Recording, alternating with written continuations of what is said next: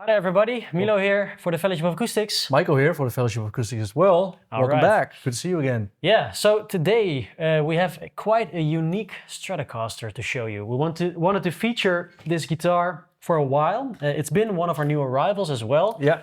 It's still in our store. And it's a really unique and interesting Stratocaster. I want to tell you a little bit of a story about this one, right? Yeah, and we also brought because this one is from '64. Yeah. And we've brought a Custom Shop 61, which is the closest to what we have here in store, as a little bit of a comparison between these two, how they are a little bit similar, different, but the main story is about this specific Strat in your hands. Whether it's worth to buy a vintage Stratocaster or not. Versus the Custom Shop. Yeah. Let's find out. Yeah.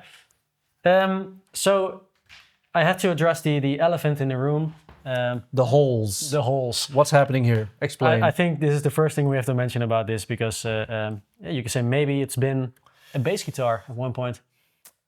Who knows? Yeah, but it hasn't. We think there during the 80s, which was a special time, a glorious time for some. A glorious time. People didn't want their guitar to sound like a guitar anymore, so sometimes they installed a synth guitar pickup, and we believe there was a guitar synth probably pickup a MIDI pickup which was assembled on the top of the body there. Yeah, that's why we have these holes. You know, I think it's cool to leave them as it is. It's a part of the story of the guitar, right? Just like the scratches that come with the age. It is something purposely done though, which might throw some people off, but still, that's it. It's like it doesn't do anything to the guitar in general, as playability, sound, and everything goes. So. And you know, it's quite modern to have weight relief on your body. You know, that's very true. So today, maybe you don't see the weight relief. There's a top maple top on top of it. Now you can just see it in the open. I was actually discussing with you before this off camera, like why didn't they ever like plug the holes, but that would inevitably mean that would have to have a slight refin and. That's not worth, in my opinion, because, well, it's hard to get under the light, but the crackling under here in the edge of the top is really beautiful. So you would lose all that, and it's still the original finish. So we left it as is. So a 64 Strat. So we're talking L series, of course, the pre-CBS Strat. It's we get them once in a while, not too often, and it's always a pleasure when we see one. Mm-hmm. This is an early 64, so the neck dates to December 63. Yep. And I believe the pots are February 64 or something. So it's early 64.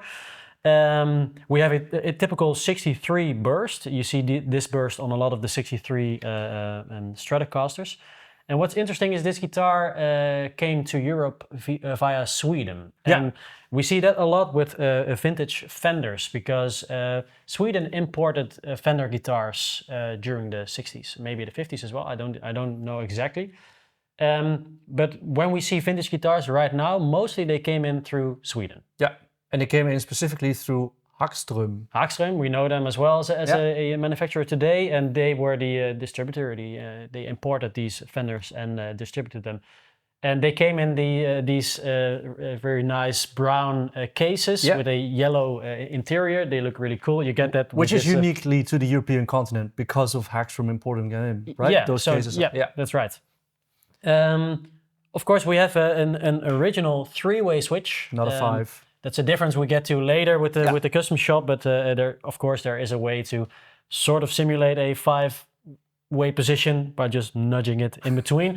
But let's see, this one did have a refret once. But if you see him looking down, we have a little cheat sheet. We have a cheat sheet here. It has had a refret, true. And they are quite big frets, and I really like that. Jumbo, I'm a jumbo man. Yeah, man, those small early 60s frets. Yeah. Can't play on them. Not for me. It takes a lot of work. I think we've evolved as a bigger is better in this case. Guitar playing species. Another thing that has been done is the middle pickup has been rewound by a Swedish pickup by the name of Johan Lundgren. Johan Lundgren, and he's done a fantastic job. Also, quite a overlooked pickup position on a Strat. Everyone is talking about the neck and the bridge position. I think you can play a whole show on just a middle pickup. I believe so. We're gonna take him up on that because one day. You're gonna. Because you get sort of the low end response that the neck pickup has. Yeah. It has some of the bite of the bridge pickup, but not too harsh, because some of the Strat bridge pickups are quite harsh in my opinion. But it does come with a little bit of a nasal quality to the sound. That's what I like. Okay, that's what I like, man. Let's see if is there anything else to mention about this. I don't think so. I'm just going to play a little bit on this one, just to give you an impression of the sound.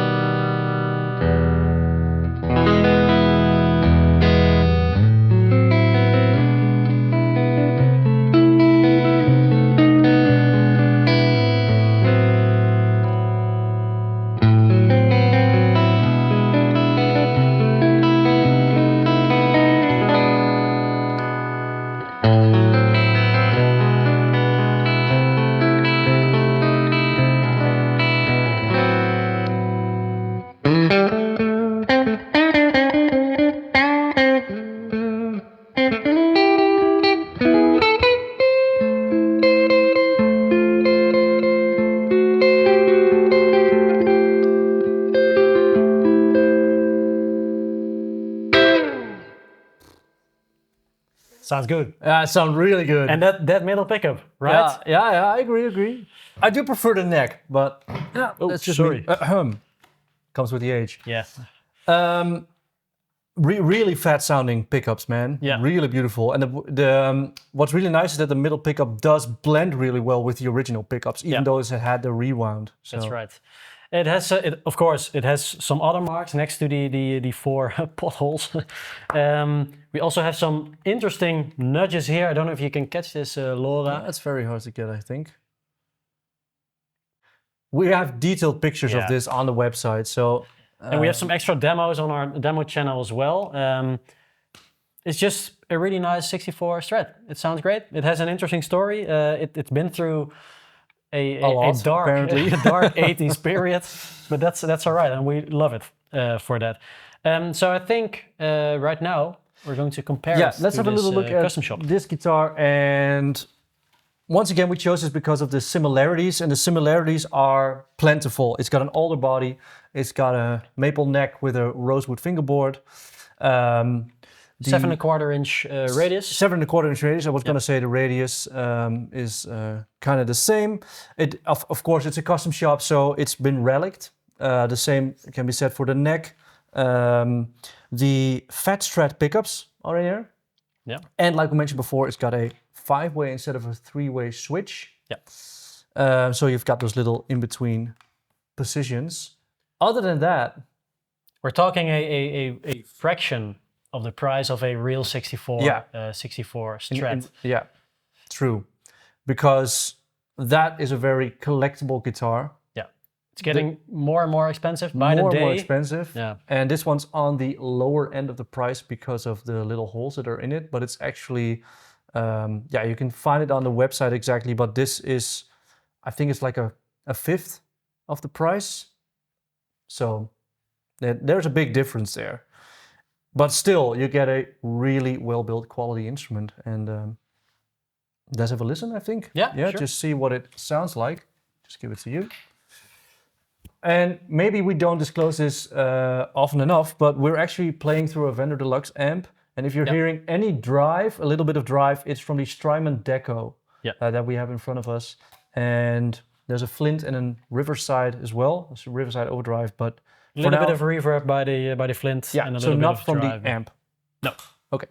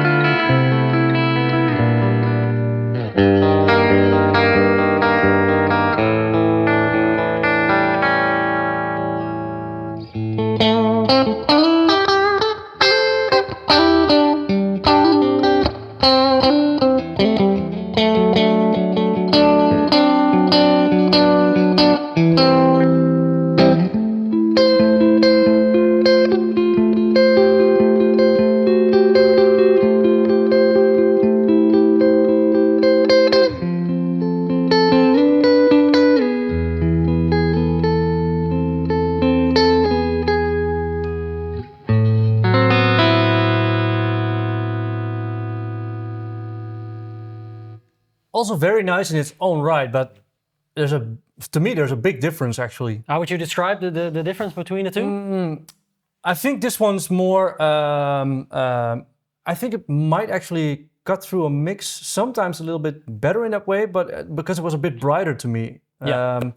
But where I do think that this one falls a bit short in roundness. It's got the other one, the 64 Strat's got this really full sounding. I was actually thinking like a tube, like a tunnel. Yeah. Imagine like the tunnel being this wide on that guitar and it being that wide on that guitar. Sort of the bandwidth of the entire guitar. Yeah, this has got a little bit of everything, and because that one is more pronounced to certain frequencies, but those frequencies are a lot more present. Yeah.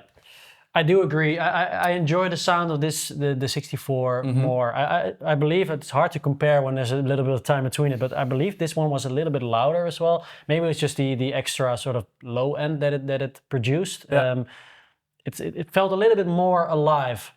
That is to say that this sounds bad at all. It's a really great sounding Stratocaster guitar. I am a fan of that actually the first in-between position, the second position on the switch. Yeah. I own a 60th anniversary Fender Strat, and it's basically the same as well. Older body, maple neck, and it's got the 5-way switch, and I love that little voice that's in there. If you want to play Slow Dancing in the Burning Room, you need it. Yeah, sorry. True. You just need it.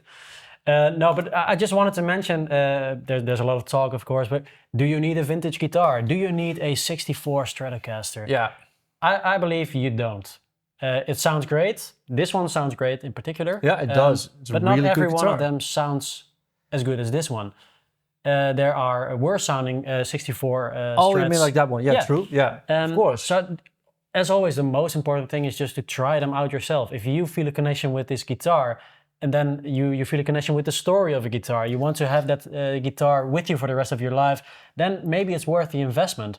But in terms of just a good playing and sounding instrument, you don't need to spend tens of thousands of euros or pounds or dollars. Because even this one is expensive as a Stratocaster. You can get a more affordable Stratocaster that maybe that's the right fit for you. That sounds great, that plays great. That's my opinion. I mean, I couldn't agree more. I think that you're buying into the story, but if you're a really big fan of that particular story and you have something to do with that legend of Fender Stratocasters, or I personally, if I had the money, I would totally understand why you would want a collectible guitar like that. It's an investment as well. It's an investment as well, but because of course guitars were made in limited numbers those days, the production numbers weren't that big yet as today is.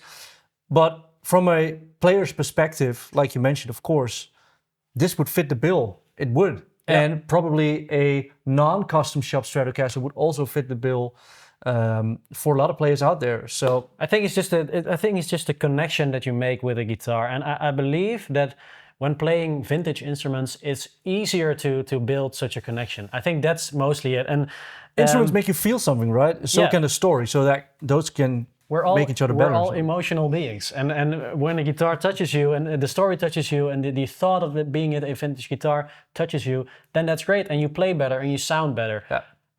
That's not to say that you can find a connection with a Squier Bullet. I mean, listen to Jack Pearson playing a Squier Bullet guitar, one of the greatest sounds ever. Yeah.